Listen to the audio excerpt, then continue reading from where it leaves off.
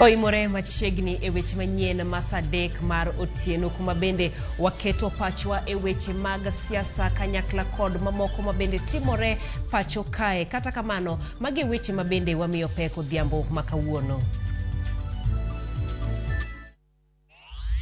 Watu wamekosana kwa pande ya mambo ya ardhi na kadhalika. Hapana, chukua sheria kwa mkono wako.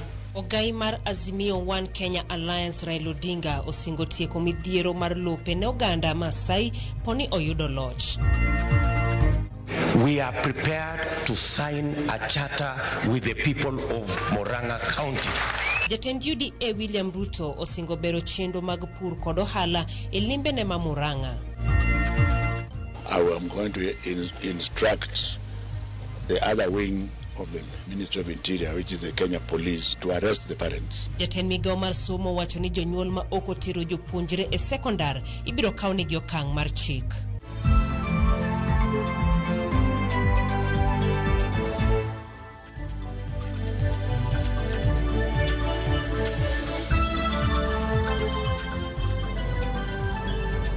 Machiegni weche manyien mag sadek mar otieno iluonga ni Jailieta, jaloko marwa en Elizabeth Otieno. E weche mag siasa en yogai mar Azimio One Kenya Alliance Raila Odinga oseyo kweth mar Kenya Kwanza motelne koda jatlup jatend piny mano William Ruto. Odinga mabende notero kisera mare mar ombulu e kaunti ma Narok nosiemo wang' jotelo mosebedo ka wuoyo ma ok long'o e wi jalupne Martha Karua. Jatelo no kata kamano olero ni piny owacho mare biro tieko midhiero ma oganda ma jo Masai osebedo ka kalo e kuom higni buora. Eric Owenga en jafombo marwa kendo miyo report machalo kodama.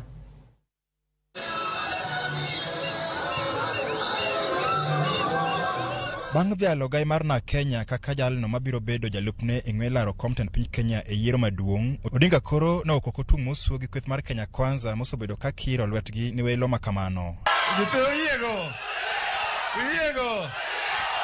Tingna bargi.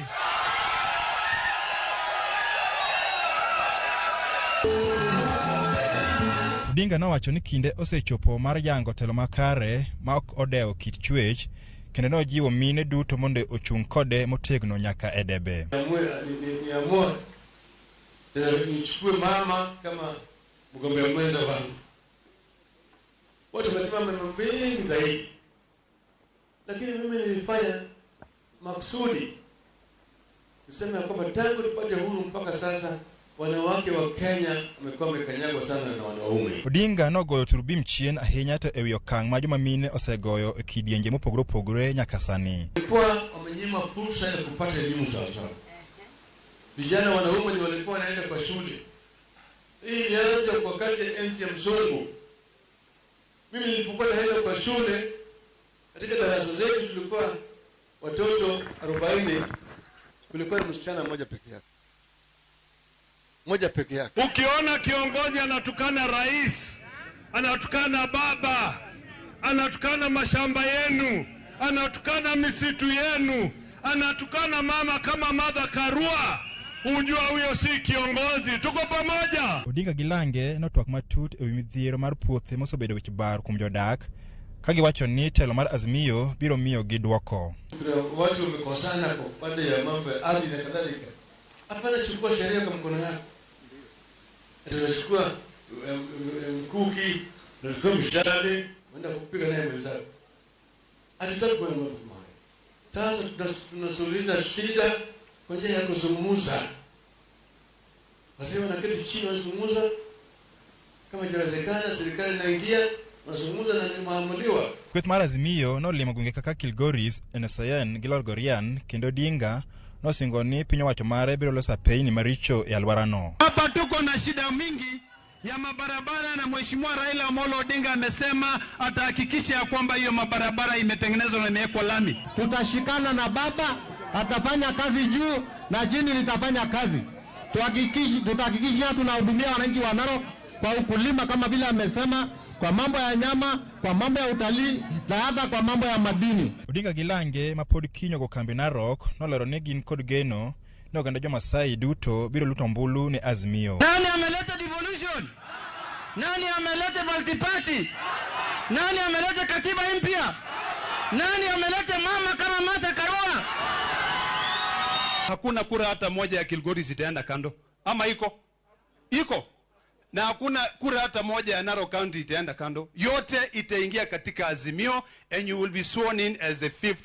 Sisi ni majirani, ndugu zetu wa hapa Kilgoris na wale wa Kisii. Naomba kwamba tushikane. Kule Kisii, out of 45 MCAs, wote watakuwa ni wa Azimio. Mtakubali hapa kwa wa Azimio? Jukumu ni kwenu wa mama sasa. Nataka kuona kura ya wamama sasa. Niweka mama. Bangsi do mikai Martha Karua kaka mikai mabiro bedo jalupne engwela rotenten piny Kenya dumra boro migosi Odinga kauno chako tuyo campaign mare e county Narok kumo kwa jodagi e kimro bedo kode machiegni ka achiel kod telo mare madumra boro. Eric Owenga, Ramogi TV, Kilgoris, Narok County. Martha Karua maringo kodogai mar Azimio la Umoja Raila Odinga ochwalo campaign mago mag Azimio la Umoja e gwenge ma Kiambu odiechieng' ma kawuono. Karua medo jiwo jopiny mondo thegre kod jotelo machind mibadhi osemieno ka omedo ni gin kod Odinga ema ginyalo singo dongruok makare ne jo Kenya. Walter Nyambaga nigi mathoth. Martha kod Lange timo limbe kaunti ma Kiambu kagi yoro gwenge ma Limuru, Kiamba, Gatundu, Thika, Juja kod Githurai odiechieng' mar abich. Karua lero ber mag dongruok ma Azimio la Umoja One Kenya Alliance singo ne oganda ma Masawa ponono gi kao ten piny Kenya. Mkituona kwa timu ya Raila mjue iko wachapakazi na ndugu zetu wengine. Hawa wote mnaona ni wachapakazi. Raila mwenyewe akapatiwa wizara ya barabara. Barabara zilikuwa zimezoroteka. Akaanza kufanya repair mabarabara mapya. Hata zile barabara kuu unaona Kenya hii leo, mchoro mwenyewe ni yule Raila Amolo Odinga alifanya hiyo wakati. Karua mane oten kod gavana ma Kiambu James Nyoro kin jotelo mamoko chayo jotend Kenya Kwanza kage wacho ni chin mibadhi osemieno. Tutajua utabadilisha mambo ya kisiasa, mambo ya uchumi, mambo ya human rights katika nchi yetu ili hawa vijana na akina mama wapate kazi. Kama ni moto ya ufisadi inawaka kila mahali unapitia, hiyo si serikali itakusaidia. Manake kila huduma inahitaji pesa. Pesa ikikuliwa yote kwa njia mbaya, ikiporwa, ikiibiwa, mahitaji yako haitashughulikiwa. Na waomba tunawasihi, wewe angalia udadisi wa siasa uone mahali tunaelekea. Pengine pale mbeleni ni tofauti. Sasa serikali ambayo ni ya kesho ni ya Raila Amolo Odinga. Gichwalo kwayo ne oganda ma Masawa mondo bed mariek e ng'ado wach kochopo tarik 9 dwe mar 8 higani. Tofautisha ndugu yangu ahadi tupu na ahadi ya ukweli, ile itakuja kukusaidia. Sisi watu wa Mlima Kenya kuwa na mama wa kwanza ambaye atakuwa makamu wa rais wa Kenya. Tunashukuru baba Raila Amolo Odinga kwa kumchagua huyu dada yangu ambaye amehitimu, ako na experience ya kutosha, ambaye ni mzalendo. Jatend migao mar pur Peter Munya e kod jodito mamoko singo tiyo kanyakla kod jo od bura mar neno ni Raila Odinga oyomo yiero maduong' higani. The contest in the mountain is between two people, between Martha Karua, who has worked for our people for the last 30 years, against a guy who is one person in parliament na akona kesi 150 ya ufisadi. Walter Nyambaga, Ramogi TV. Jatend UDA William Ruto bendo goyo tach masawa mar piny Kenya kaka wuono otelo ne jo Kenya Kwanza e lombo jogombulu e gwenge ma Murang'a. E twak mare ma Murang'a, Ruto nosingo bero chenro mag pur kod ohala ka bende ne oseyo kweth mar Azimio la Umoja One Kenya Alliance kowacho ni mibadhi mag jo Azimio emosebago Kalonzo Musyoka. Kuom thuolo mar ndalo ariyo, jalup jatend piny William Ruto kod kweth mare mar Kenya Kwanza ogoyo tache masawa mar piny Kenya e ng'wech mar laro ombulu mohewo milion 5 ma e gwenge go. Jatend duond bura mar UDA William Ruto osungo kweth mar Kenya Kwanza kaka riwruok mar siasa man kod agenda mag dongruok manyalo kelo lokruok e pacho kae kipimo kod riwruok mar Azimio la Umoja One Kenya. Wale tunashindana na wao, mnajua they have no track record. Hawana track record ya kazi yoyote. Jodito mag Kenya Kwanza bende odhi nyime kod seyo riwruok mar Azimio la Umoja kuom mano magiwacho ni en nyayo siasa mag andhoga kod miriambo. Wa mwisho kutapeliwa ni ule Kalonzo Musyoka. We are ready as the people of Kenya to make appropriate choices because we know the men and women who have a track record of what they have done, and therefore together we are going to face this election, and uchaguzi ambao tuko nao ni uchaguzi wa muhimu sana. Sisi kama Kenya Kwanza, mimi nikiwa kiongozi wa ANC na yeye akiwa kiongozi wa Ford Kenya, tumeungana tukisema kwamba pia sisi tunaheshimu kuteuliwa kwa Rigathi kama mgombea mwenza wa Kenya Kwanza. Jotelo go bende ogoyo kor gi mbi mar Kenya Kwanza oseidho malo e kor gwenge duto ma pacho kae kendo nyiso geno margi mar yudo loch maduong' e yiero mabiro. Let me tell you the good thing ambayo imefanyika. Hata ile utafiti serikali wenyewe wamefanya kule magharibi kwa kina Omwami Musalia Mudavadi, Kenya Kwanza ndio inaongoza. Kule Ukabani ni Kenya Kwanza, tuko bumper to bumper. Na vile Kalonzo anaenda hivi tunapita nayo yote. Kule Pwani tumepita na Pwani, huko ni bendera ya Kenya Kwanza, ni yero. Sasa Uhuru president wetu amefanya kitu ya maana na ya heshima. Ameondoka. Sasa na sisi tumempongeza rais kwa sababu kusema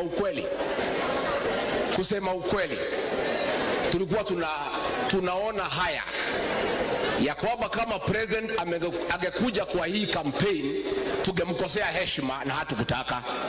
Si amefanya mzuri kukaa kando? Nataka Wakenya wajue kwa Kenya Kwanza kina mama wamepewa nafasi kubwa sana. Cabinet ya rais wetu wa 5 itakuwa 50-50. Mbi mar Kenya Kwanza e masawa mar piny Kenya osebedo kani malo e kinde mokalo, kata kamano welo mar Martha Karua kaka jalup Raila Odinga nenore ni duoko mbi ma kamano piny motelo ne yiero maduong' mabiro. Chris Owino, Ramogi TV.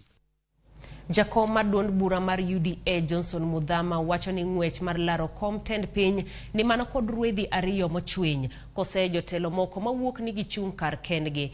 Muthama wacho ni Raila Odinga mar Azimio One Kenya Alliance kod William Ruto mochung' kod otiko mar duond bura mar UDA emosechwalo huma manyalo mi inenogi kaka jok mochung' motegno e ng'wejno. Muthama ne nenore ni seyo Kalonzo Musyoka manyocho dar koa Azimio kendo olando chung' kar kende. Muthama bende kwayo oganda wa Kamba mondo lutombulu e kapu achiel ne jo Kenya Kwanza. Watangazia kwamba bana kivuva to take us to the next level. Na akisoma by your rules. You are loving? Yes. Hallelujah. Need our psalms and boy home. And Tata not only provided food. Kati ya washindani wa kiti cha urais wakuu katika Kenya ni watu wawili tu. Kulia una Mheshimiwa Ruto na kushoto una Mheshimiwa Raila Odinga. Na kulingana na vile utafiti unafanywa leo na vile mambo yanaonekana, tuko mbele zaidi sisi kama wana UDA na Kenya Kwanza.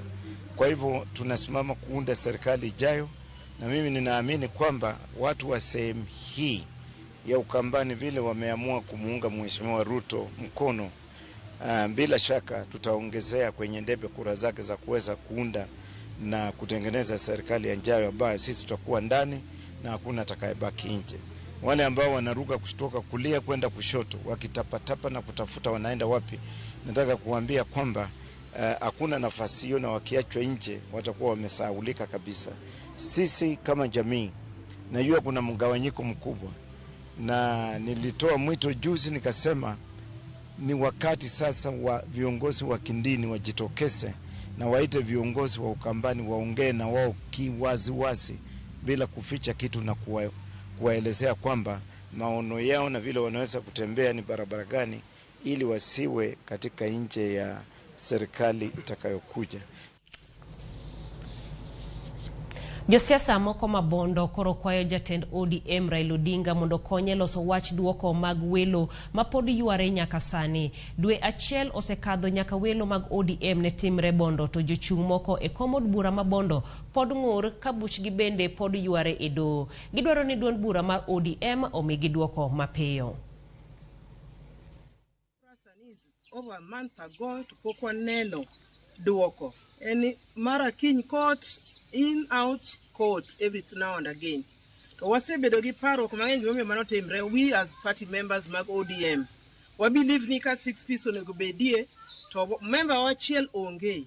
Kako advocate for 6 piece has been a problem to our constituency in the heart hole. Kura wakwayo jatendwa mantie malo.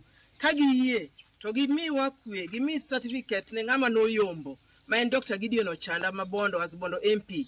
Mondo mi wadhi mbele campaign wa mar ODM as a team. Mondo mi dongruok odhi kendo wadhi mbele gi tijwa ma pile pile. Ochanda no mi certificate.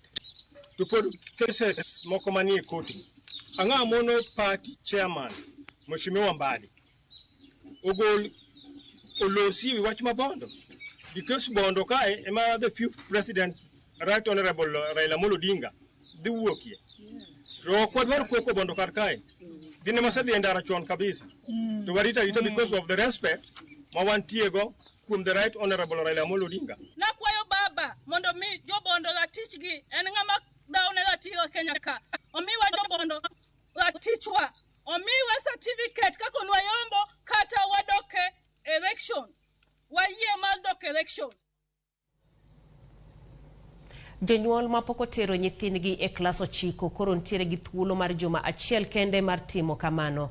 Mae e chik ma jatend migawo mar somo ngire George Magoha ogolo kawuono. Magoha lero ni piny owacho ogolo sir ne jopuonjre e skunde mag piny owacho ma bende onge japuonjre moramora mowinjo bed ni pok odhi e skul nyaka sani. Dano Londe negi ler mathoth.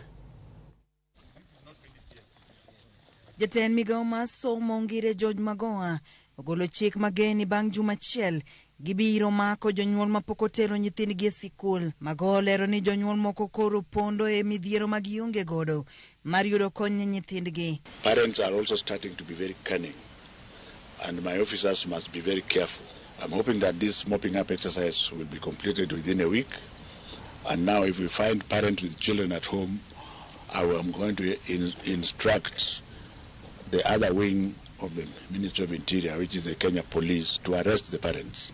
It is criminal to stay with children at home. Omedo ni sirikal chulo ne nyithindo omenda maromo Sh22,000 e sikunde duto mag piny owacho maneno nyithindo duto chopo e klas 9. Bende omedo kwayo tend sikunde mondo kik riem jopuonjre nikech omenda kaka chudo mag chiemo. For those children in day schools, I want to emphasize once again that we must not send any child home to go and look for illegal, criminal lunch money.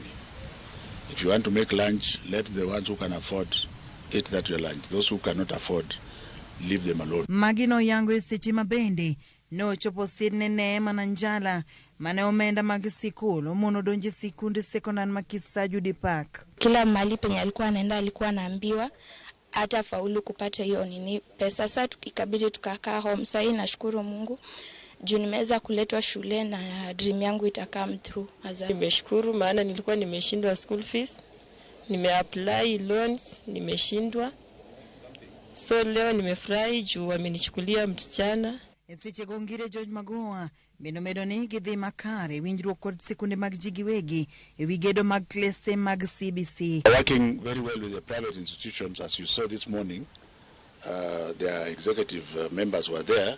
We shall also be telling you that we have inspected and confirmed X number of classrooms in the private sector, which will augment the government's effort. Omedo ni gibiro wuothe sikunde go e wige mabiro mag puodho klese go kaka wuono ne ochako gi sikunno mar Mary Shoy Senya. Diana Ulunde, Ramogi TV.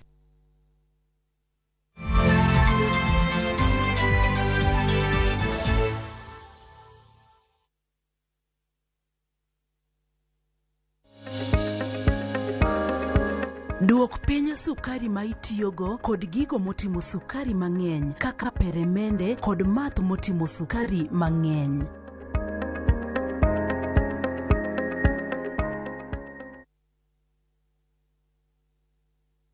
Making and receiving payments has never been this easy. Introducing ViewPay Cashless. Unaweza collect fare bila hassle ukitumia ViewPay Cashless till number or taking a boda. ViewPay Cashless itakusort. Tembelea ViewPay Cashless agent karibu nawe to withdraw. Dial *236# today to start using ViewPay Cashless.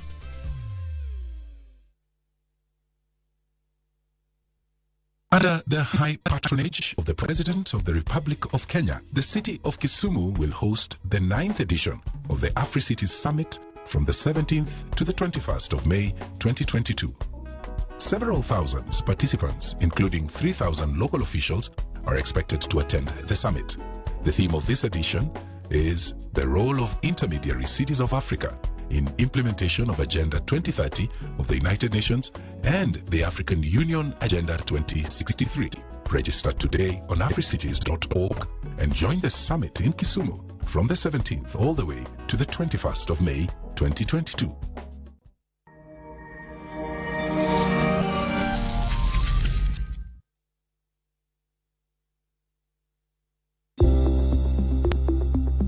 Kinde ma wantie sani, chal mar ngima osebedo achiel kuom ratiro mar dhano. Koro mabor, imedo kilo 10, nikech kimedo kilo, timedo bor. Omiyo wanuoyo kendo watimo nonro matut kaka inyalo rit ngima. Sani giwacho ni 32% of population e Kenya ka nigi tuo depression. Nikech geng'o ber moloyo thiedho. Kik wajoma mine watigi antibiotics kuponi laktar okondiko ni. Kikelo ni kod jalony marwa Ruth Otieno.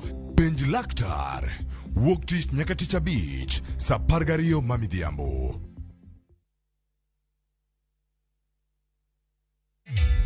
Introducing a new way to earn cash every time you buy airtime. Simply dial *487*2#. Buy airtime, pay for electricity or water bills for you or someone else, and get paid papo hapo. Usinunue airtime na tokens bure tu. Earn instantly with *487*2#. Dial *487*2# now.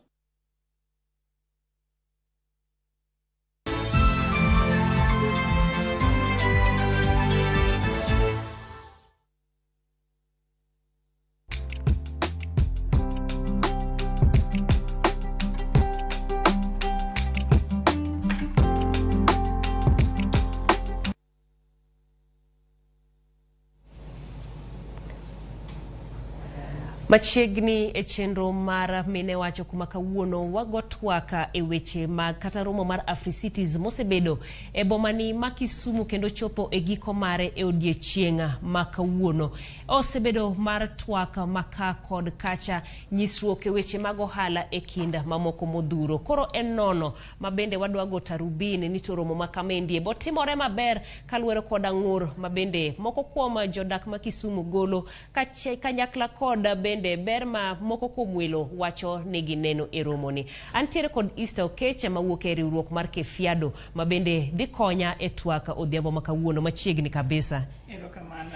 Wagoya ne e tarubit kaking'iye ka awachi ni japuonji dwa nono ichiwo max kuom 10 AfriCities odhi nade.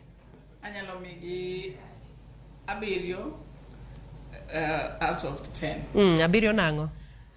Abiro nikech aparo ni kwarango kaka jine paro ni kaka inyalo bedo ni inyalo donjo kaka jopiny. Aparo ni jopiny ok noyudo gimiluongo ni ok nong'iski ok noler gi ahinya. Koro wawacho ni jo-Kisumu ma nobiro, jok mane paro nobiro timo ohala moko oyudo ka maybe ohala mane gibiro timo ok otimre kaka ne gidwaro. To kendo kwarango kamae to ayudo ka jopiny bende ok nong'eyo ahinya gima Afri City ma kiwacho jo Kisumu to luongo ni Afro City. Koro iyudo ka kae en gima duong' kabisa. An anyalo wacho ni kaka japiny an ka kumati anto ayudo kony. Koro kanya anyalo amedo max matin. Ayudo gi aboro. Amedo aboro kaluwore gi miyudo. Tapenji Easter en no ng'aw gena ahinya. Ing'e kaka jomoko bo wache kaka niliche Afri Cities gi gimotimore. En no liche ahinya koso oroma. Ok no liche ahinya. Ing'e ni magi iluongo ni en international conference. Ok en marwa wache ni koro ni wadhi kata ka e social center. Ama la Grace Onyango hall.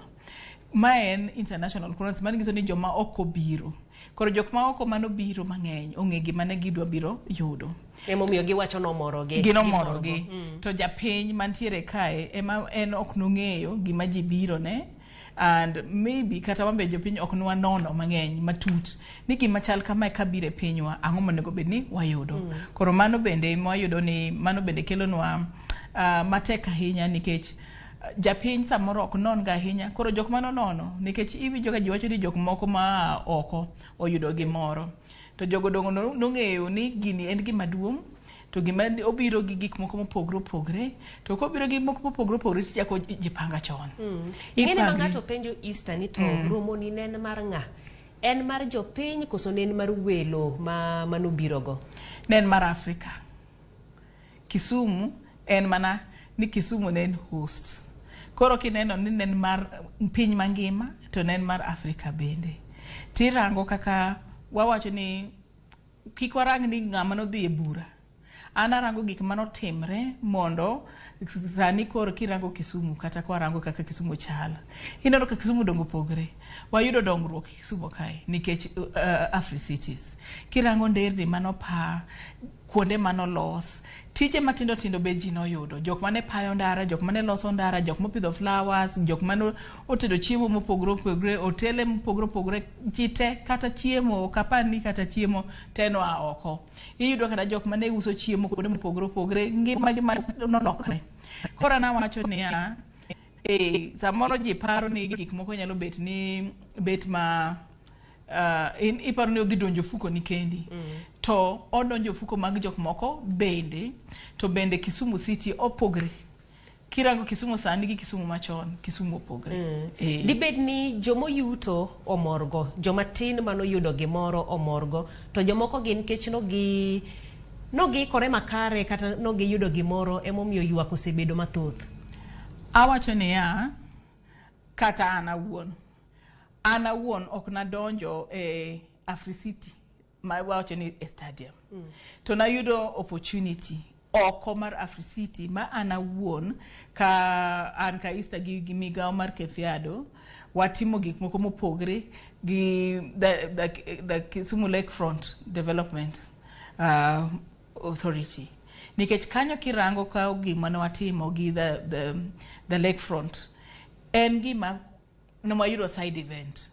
Ok ochuno ni donje iye, tinyalo timo gimoro e bathe, to pod watimo gimoro mar Afri Cities. Watimo side event ma wakelo nyaka jok mo oko, mine manowa nyaka chiro, monyir mine go beno uso, kuma nwantiere e Lake Basin Mall. Koro kirango ka Lake Basin Mall kanyo, dong gimoro notimre mopogre. Ing'e niya, maendi magi duto te, dibed ni wacho ni communication noko time yo makare. Information noko mi jopiny. To mendi nen ting mar ng'a mondo omi jopiny information mondo ging'e ni ka nitiere thuolo mowinjo bed na donje to kacha ok kara. Aparo ni ambe ndawacho ni ka japiny wang'e kaka sirkal tiyo, ok wanyal wacho ni en Kisumu County. Wawacho ni national government be nitiere gini. Wach Afri Cities ni kabiro Kenya osibedo kilando mang'eny. To koro samoro wan pod waero digni ni gini biro Kisumu. Koro kiparo no biro Kisumu tiparo ni obo biro dhodi. Nyaka wabed jok ma bende dwaro. Nikech kata Kisumu ka aneno migawo mopogre nyaka rawera mopogre kanodonjo moneno gik moko e Afri City. Negi bende gine panel magi wacho pachgi to piny mangima bende neneno. Koro samoro Samoro warito ga ni okel machiegni, to samoro wambe nyaka wuok babed jodwaro. Ka gimoro bire pinyu, nego beni dwaro mondo ing'e ni anyalo rira nade. To samoro ne warito mondo gik mane biro kae, warito mondo sama gibiro tikelo ni e dhoot, to conferences machal kama ok nyal bire dhodi.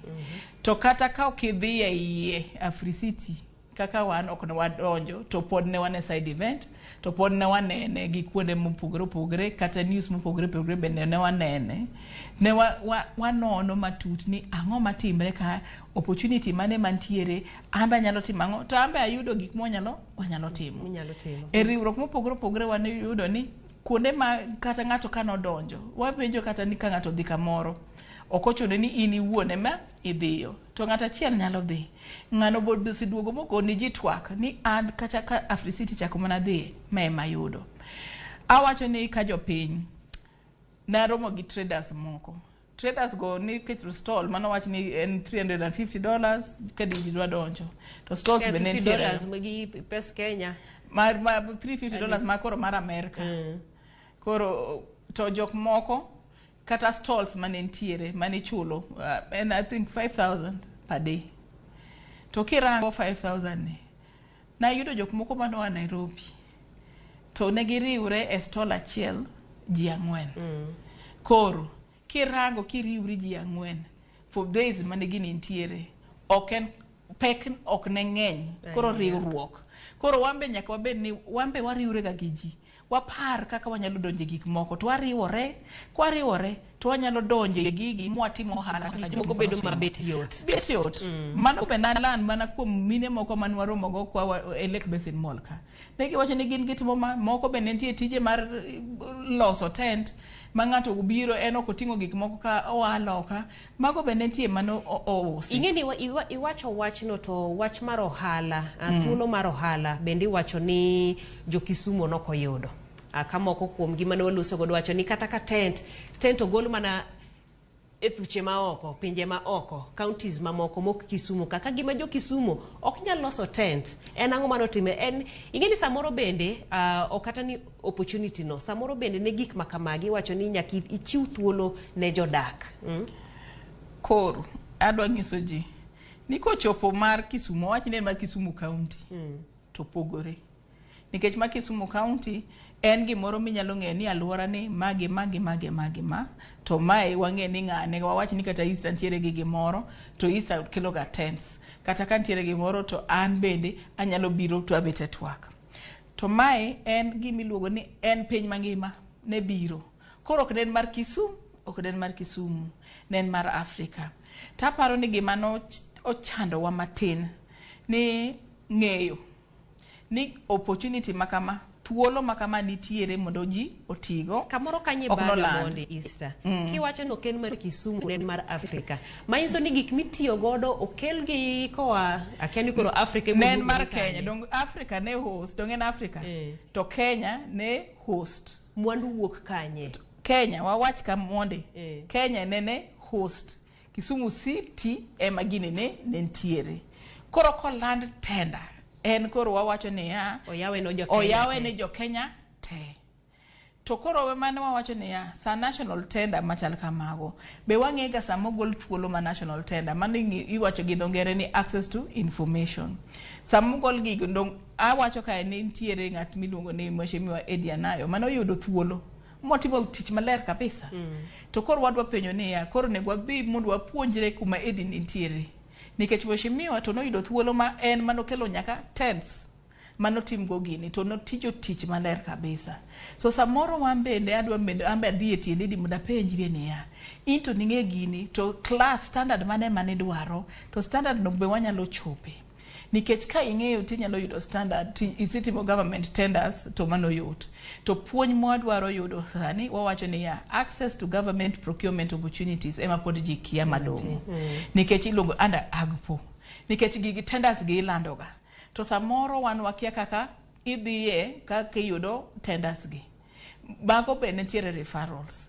To jok man tiere mositiyo tijini mang'eny ong'eyo sama tenders gi wuok to ng'e kaka inyalo dwaro gi.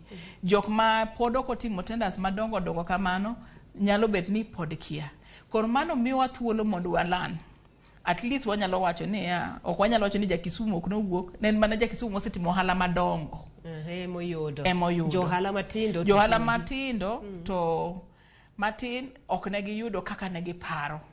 Nikech koro kuonde manoket kuonde ma ji nyalo dhi, wabado ni oyudo ni delegates ok nowuotho ahinya kuonde ma gidhiye. To bende samoro wawacho ni maybe kuma ne ji use to kuonde ma oko mopogre to wang'eyo ni ji be nodhi. To kuonde ma ji nodhiego bende wayudo ni bende kuonde gi bende ji nolimo ji marach.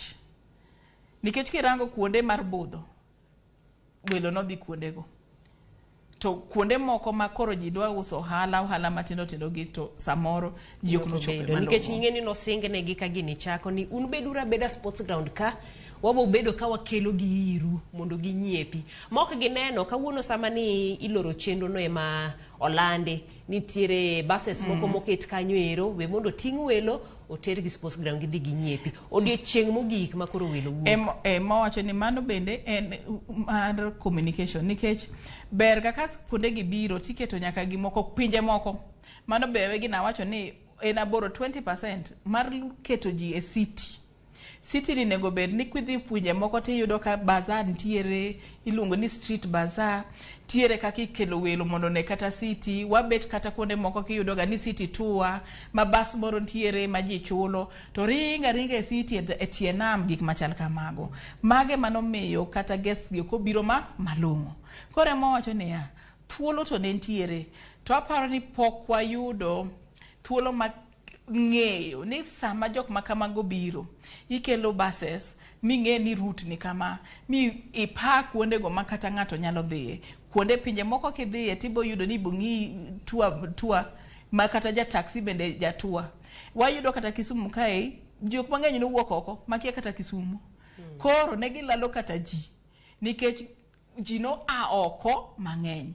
Makoro jok moa oko mang'eny gin gikia kata Kisumu. Gikia kuonde mitere ji. Kuonde mitere ji. To gin maparo ni gimoro miluongo gi dhogere ni accreditation, omigi mago makoro gin maginyalo tiyo. Koro mae bende nomiyo jok mantiere alwora wakae mang'eny ok noyudo ohala kaka nego giyud. Mano bende chochni mane ntiere mar ohala. Mabende chochni maduong' kabisa. Ewi mano, koro ang'o kidogi pango romo machielo machalo koda man, nikech mokwongo ni oketo Kisumu, ntie ka kumokete Kisumu, tayo nyasi mar Afri-Cities machalo koda ma. Ne romo mamoko mabende nyalo bedo ni piny Kenya biro tayo, kata counties mamoko nyalo tayo e okang' machalo koda ma. Ang'o mowinjo bed ni gitimo makare? Wayachak gi nyaka bed ni rango ka opportunity amora mantiere. An naneno kar atieno kondiko e Facebook, nitiere thuolo moro to ng'at madwa biro to nitiere thuolo moro ma kata spaces de nitiere. Koro nikech narango e wang' buk ka taneno, tagocho tapenjo ni wanyalo yudo thuolo. To kwa yudo thuolo to dong' ne watimo gini. Mwabet gi gimoro e dhonge mwacho ni siwinde ma ji nobiro nyaka jok matindo mwabet e buche mopogre. Koro wawacho ni nyakwa nae e mbui ka tiere opportunities matindo manyalo biro. Wawacho kata artists be no yudo opportunity magitimo performance matin magin ok ne gidonjo e Afri-Cities. To sani kata kawuono naneno ka artist moko bende no perform a closing ceremony. Ok nochuno ni te no aoko, to moko ma Kisumu ka bende nitie. Koro wawacho ni nyaka ji bed ni imenyo tiriri, to information ka nitie to binyalo tiyogo. To access to information be awacho ni maybe awacho ni an gi dhogere luongo ni privilege, nikech anyalo access mbui, anyalo timo ma. Koro jok mano yudo gigi gin jok mantiere ng'at ma use yo ok ne nyal yudo. To maybe ng'at maka nikech ang'era to maybe ang'e ng'ato anyalo nono gigi. Aneno ote moro kaka wacho ni jo transport section wane wae nono kabisa. Onge gima wayudo kata achiel. To ere ber ne momiyo penyo to ere ber ma Afri-Cities okelonwa. Wan bende wakwaye ni youths bende no yude chenro ok mana mar ywecho kende. Kagiwacho ni keke ni yore mag tije, to ni yudhe no yudo tije mag ywecho kende e kaka owacho. E conference ji nyaka ng'e ni maybe a conference opogre nikech tiere conference gi meeting. Conference opogre nikech conference machal kama ma iluongo ni high level gi dhogere dhiga kuonde ma otende madongo dongo unless koro ji ochako wacho ni next time ka conferences obiro ntiere nyaka community engagement makata oket alwora moro ma ji nyalo donje to twak bet at community level.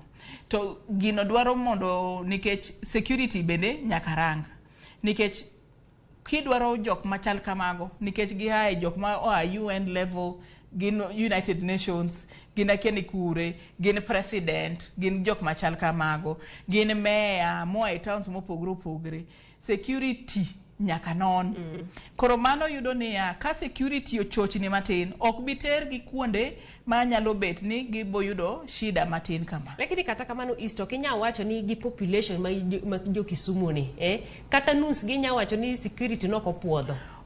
Ok na wacho ni jo Kisumu mane richo welo beno biro. Welo mobiro tiyo tijgi. Kikwa wacho ni waparo ni Kisumu kae ka security kae nen mana jo Kisumu. Welo ma kuonde moko beno biro tich.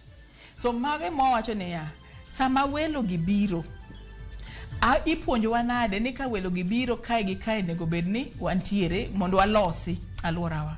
So alworawa ko wacho kamano wanyalo wacho ni wawach ni ae migosi. Koro migosi kachacha ne waloso kata mo wacho ni migosi ka ntie kata chiro maka chiro ni obiro wapango chon. Ok ne wayudo weche public participation. Ok ne wayudo wachno ni migosi chiro kachacha kata jo art moko ne nyalo loso kanyo maber makoro en chiro ma ji nyalo bire to sama chiro bire to wasiemo wang'wa mondo wach ni kik gini timre kama. Ero kama na inya Easter sasa mayo wawange mana wach ni mogik mapiyo ka watieko. Awacho ni Africity nobiro Kisumu to jopiny ok noyudo thuolo maber mondo gibede Africity kaka ne giparo ni ginyalo bet. To Africity kata ka ok ne donje iye ne ntiere thuolo minyalo winjo gima nyalo timre. Koro jopiny bende ne wantiere gi chochni matin mok ne gidonjo iye kanyo. To kata ka chochni matin no ne ntie to waparo ni gima wanyalo somo from kanyo en ni ka gimoro kendo machal kamano ko biro to nyakwa tudre gi national government mondo wach ni wambe wan ka wambe wan jopiny Kenya mondo thuolo mabiro mondo tim go ohala ji te oyud but thuolo mar somo to jok moko to noyudo. Iwacho kanyo ni kiyudo ka ji twake mesa to kombi onge iwayo mesa iwayo kom ibendi kete mesa mondo ibed e twak mano kanyero Easter Okech mabende watwak godo kata wanono matuta romo mar Africities mabende urumo e boma ma Kisumu odiochienga makawuonero kamano maduong' kuom bedo kodwa kata bedo kodwa e chendo ni mano mar mine wacho.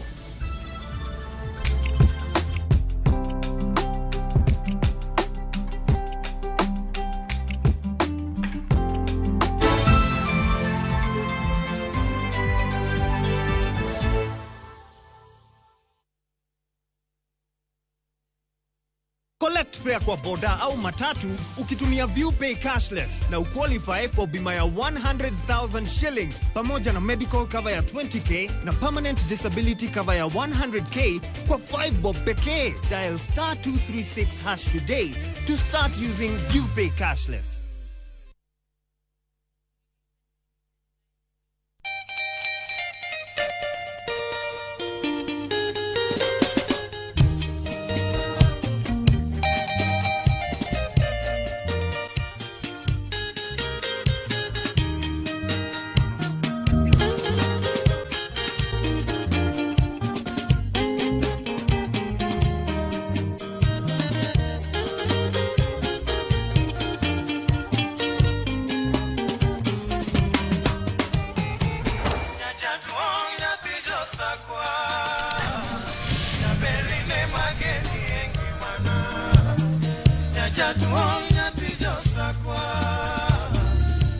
Radio Ramogi, Cartoon Jaluo. Radio Ramogi.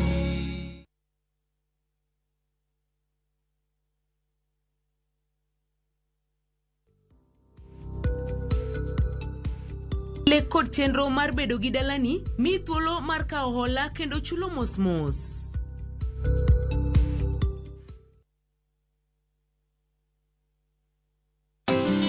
Unga nyororo kwa ugali moto keto kwa masonko basi unga ni gani nyambie ni gani unga ni gani kama Raha Premium. Mimi ni Bahati, walinijua kama mtoto wa mama, siku hizi wananiita mtoto wa Kafagara. Ni unga nyororo, nyeupe, inanukia na inapatikana kote nchini. Kwa raha ya familia natumia unga wa Raha Premium. Nyeumok kuon mar Raha Premium kawuono e duka machiegni kodi. Under the high patronage of the President of the Republic of Kenya, the city of Kisumu will host the 9th edition of the AfriCities Summit from the 17th to the 21st of May 2022. Several thousand participants, including 3,000 local officials, are expected to attend the summit. The theme of this edition is the role of intermediary cities of Africa in implementation of Agenda 2030 of the United Nations and the African Union Agenda 2063. Register today on africities.org and join the summit in Kisumu from the 17th all the way to the 21st of May 2022.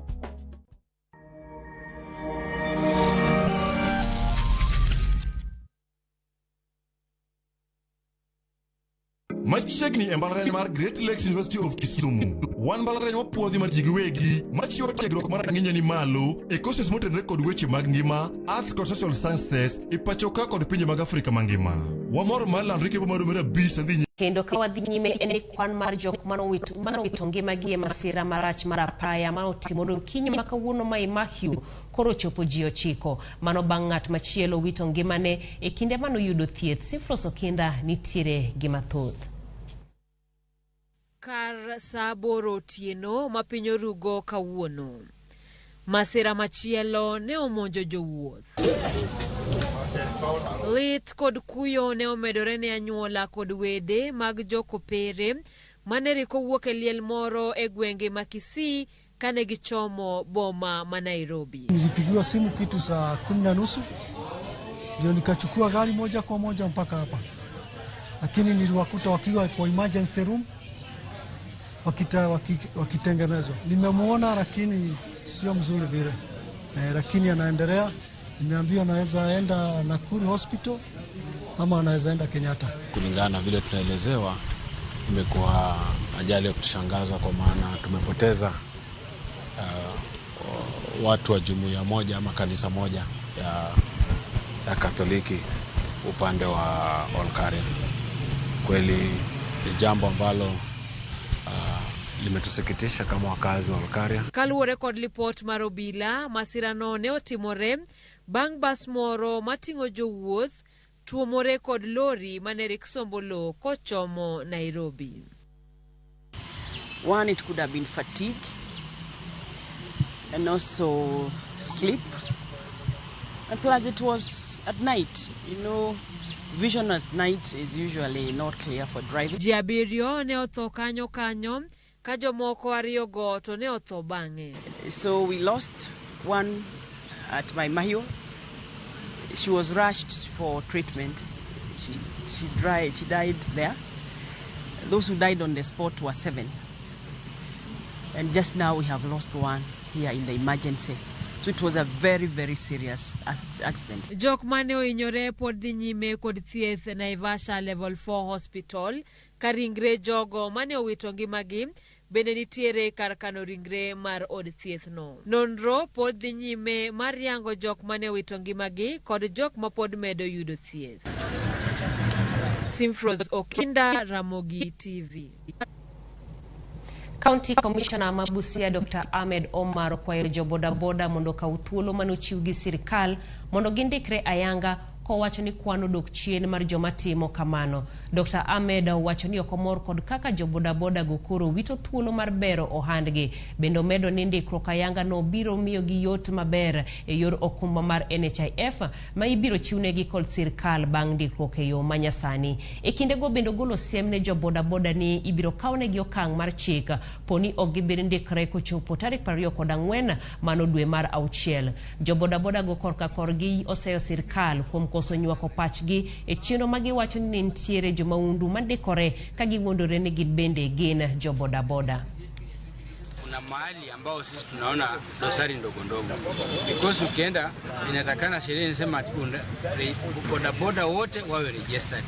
Na kweli ukiangalia wale watu wenye wamepanga laini Huduma Center wakienda kuregister, wengine hata sio bodaboda, wengine hata ni daktari, wengine ni walimu, wengine hata saa zingine ni wahalifu. Hiyo mambo wamefanya sasa, waanze vizuri, waanze huko chini, kwa sababu wale kwa stage kuna chairman, you see, hao ndio wanajua mtu wa kusajili.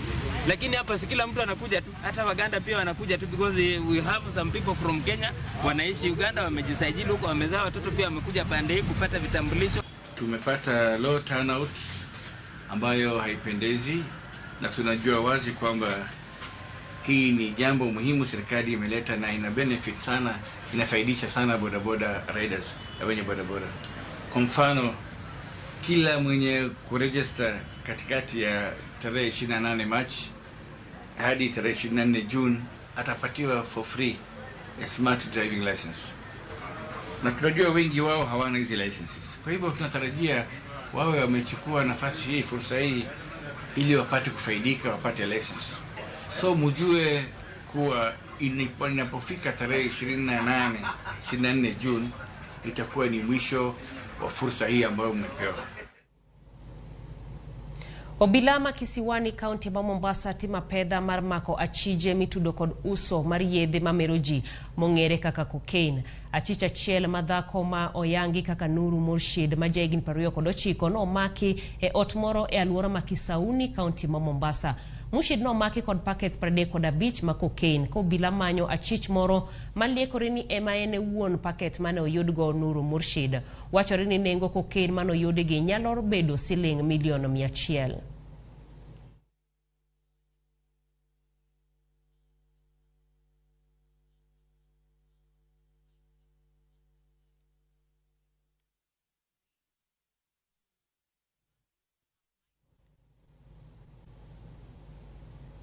Jalar kom mar gavana e kaunti ma Migori kod otiko ma DAP Kenya John Pesa okwedo josiasa mosebedo katude kod UDA kowacho ni ene riwruok mar duond buche siasa mar Azimio la Umoja One Kenya Alliance. Pesa mane wuoyo e boma ma Migori kama ne otime romo mar siasa mane oketo ayanga Matiko Bohoko kaka jalupne e laro kom mar gavana. Romo ni nochope koda moko kuom jolar kom mar Women Rep e kaunti ma Migori moting'o jafwambo machon Josephine Sirega ma bende ochung' kar kende, Lina Nakugo mochung' kod otiko ma Jubilee kaachiel kod Zilphas Odline ma ochung' kar kende.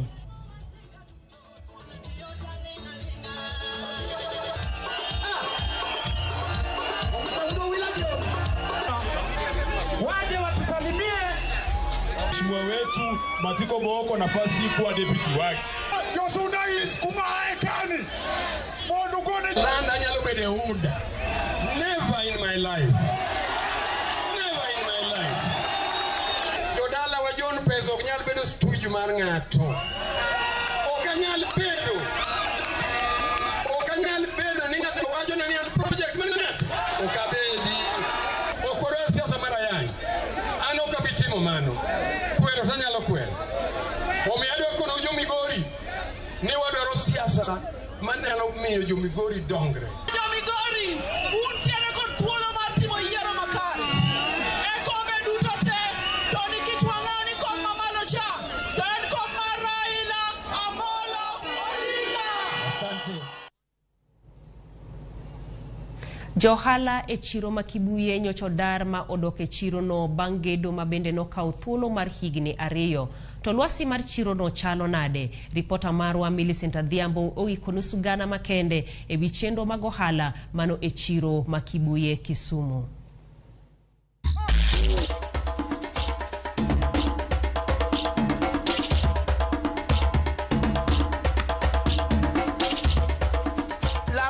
weche mo en 30,000 imuoche ni kisemuoche ni ten buru koromba laudang waket ne mas ni mondo buru kikidhi kuome ibanda Mombasa ibanda Nairobi ibanda Kibuye awuotho kapondo to nikech ang'o dar giwuok oko next week mondo ginyiswa kaka inyalo ger strike kok nyal gede chiro ka to gigolwa oko mano kende.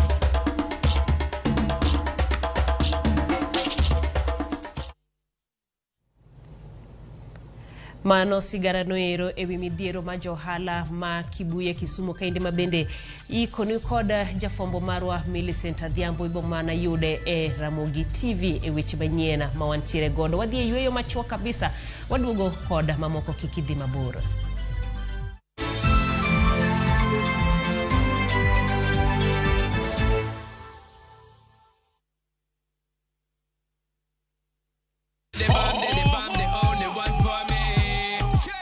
Waluare kuliet pa wamiyo moae thurwa ka kod moae pinje te mag Afrika gi pinje maoko. Yud thuolo mar neno gi ng'eyo jothume muhero kikelo gi Lin Ramogi to kod DJ Kolo kod instrumentals e chenro mar thum Dagmor mana e Ramogi TV.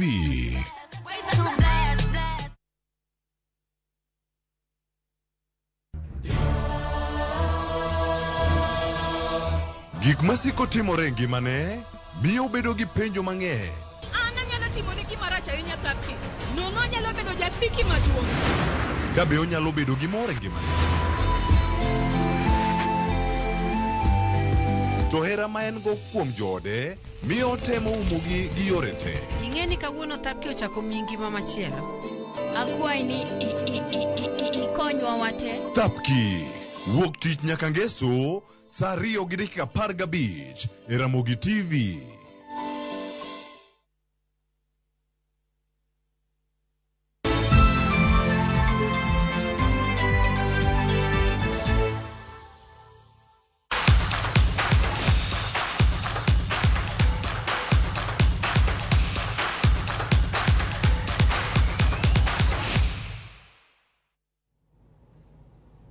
Machiegni e weche mag tuke kuma tim mar Gor Mahia kawuono nodhiamo dhi gol 1-1 gi Kakamega Homeboys e tugo manogo e alap ma Kasarani. Amodhi makamano pod oketo Homeboys mbele e lig mathurka. Jafombo marwa ketwa e ler. Enus mokwongo ma tugo no timbe ariyogo eko nowuok 0-0 to katielo mar ariyo nochakore Kogalo ema nokwongo loyo kokalo kuom jatugo Samuel Onyango.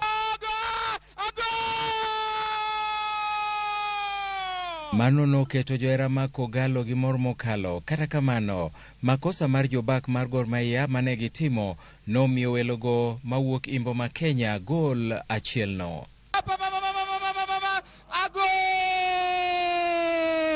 Gol mar Homeboys goeko koro notuono Gor Mahia point 3 mane gisemako motelo bang' gol mokwongo. Ka koro sani Gor Mahia nie thuolo mar 5 gi point 48. Homeboys to pod nie thuolo motelo e lig no gi point 60. Kata kamano, Gor Mahia osego tuke 30 ka Homeboys osego tuke 31. Japuonj maduong' mar Gor Mahia Andres Paya nowacho ni okone ka Gor Mahia nyalo tieke thuolo 3 mokwongo. Gor Mahia odong' gi tuke 3 e kindgi kod Nzoia Sugar, City Stars kod Mathare United mabende nyaka sani osegol e lig. Milton Ochieng, Ramogi TV, Kasarani. Tim mar Posta Rangers bende nowuok amodhi gi Sofapaka gol 1-1 e tugo mar lig maduong' ma bende nogo Odhiambo makawuono e paw tuke Mathika. Bang' amodhi mar 0-0 e nus mokwongo mar tugono, okang' mar Posta Rangers mar dwaro loch nonyuolo olemo. Bang' Bernardo Diek loyo negi gol mokwongo e dakika mar 62. E dakika mar 89 Rodney Manga noduogo chuny Sofapaka bang' dhiro Okwajo Magera manolilo wang'a jagol.